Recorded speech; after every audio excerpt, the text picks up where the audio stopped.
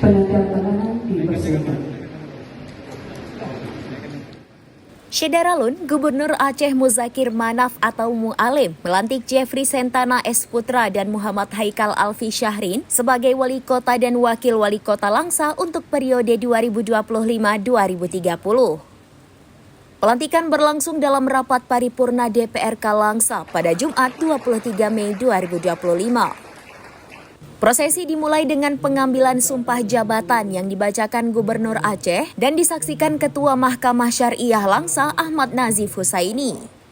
Usai sumpah, Mu'alim menyematkan pin tanda kebesaran kepada pasangan pemimpin baru tersebut. Acara ditutup dengan serah terima jabatan antara Jeffrey Sentana dengan pejabat wali kota Langsa sebelumnya Dr. Syaridin. Dalam sambutannya, Gubernur Aceh mengingatkan Jeffrey Haikal untuk memimpin seluruh masyarakat Langsa tanpa diskriminasi. Ia menekankan pentingnya menjaga harmonisasi antara eksekutif dan legislatif, serta menyelesaikan dinamika politik secara bijaksana demi pembangunan kota.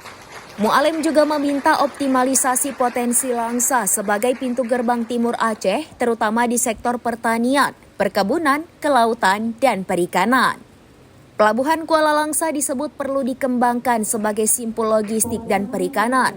Selain itu, ia mendorong pemerintah kota melibatkan akademisi dalam perumusan kebijakan berbasis data, serta membuka ruang investasi untuk menciptakan lapangan kerja. Jeffrey Sentana dalam pidato pertamanya menyampaikan komitmen menjalankan 22 program unggulan, dimulai dengan pembagian seragam gratis untuk 17.527 siswa SD dan SMP negeri di Langsa dalam 100 hari pertama pemerintahannya. Ia berharap kolaborasi dengan DPRK Langsa dan dukungan seluruh pihak untuk mewujudkan Langsa juara. Dari Langsa, Zubir, serambinews.com.